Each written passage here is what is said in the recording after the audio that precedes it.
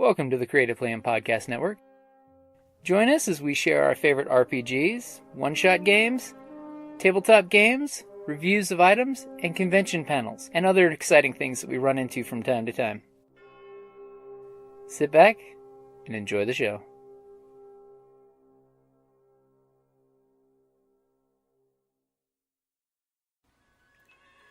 Hi, this is Kelly, aka Trixie from Ragnarok and Roll, a Scion to Ragnarok story, and Tilda Wimblewick from D&D Journey of the 5th Edition.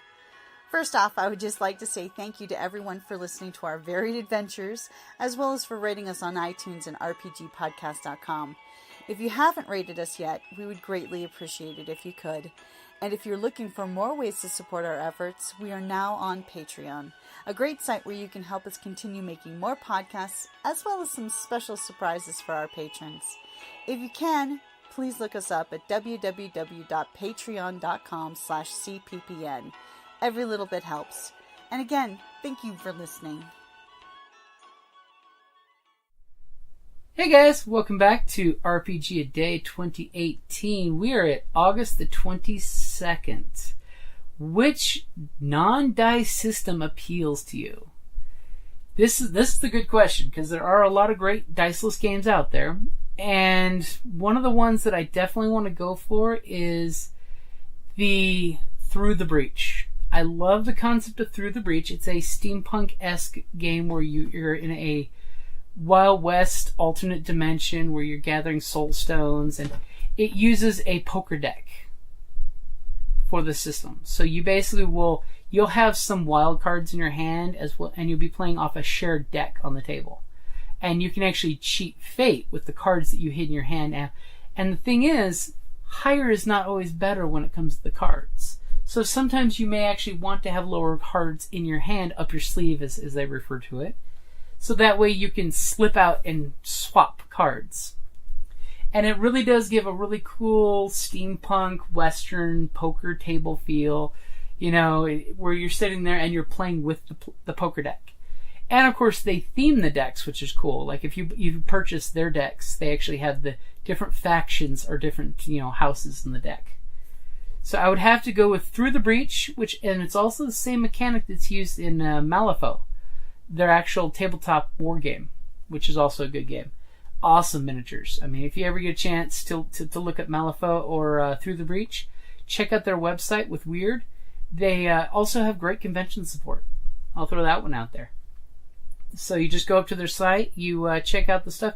You can actually have an army of hillbilly goblins, or you can have the guild, or the Unborn, which are basically supernatural weird creatures, and cool miniatures that go with it too.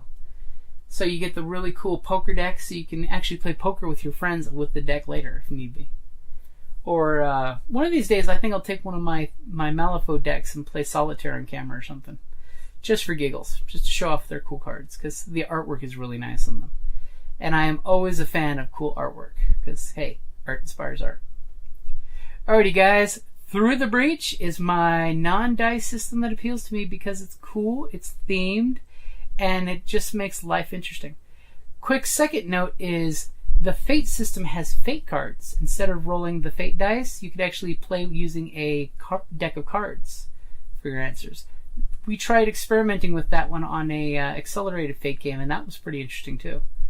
The tactile joy of going and grabbing cards and plopping them down as opposed to rolling dice, because that's something I know in gaming. Dice and cards, it's great to have that tactile play with something at the table. Gets that little RPG fidget spinner out. Alrighty guys, I'll talk to you later, and I think you're going to like tomorrow's question. Alright, talk to you later. Bye.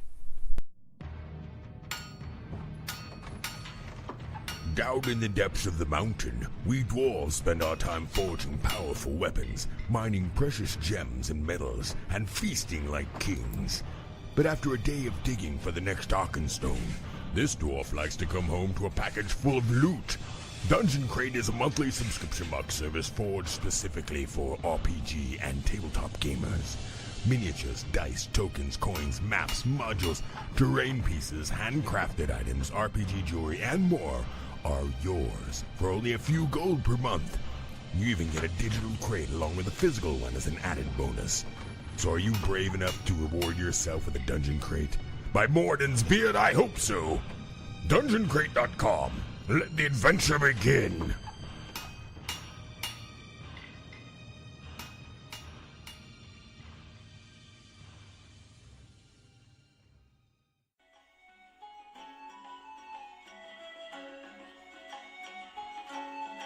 Thank you for listening to the Creative Play and Podcast Network, and feel free to enjoy our other shows such as D&D Journey of the 5th Edition and Scion Ragnarok and Roll, a Scion hero to Ragnarok story.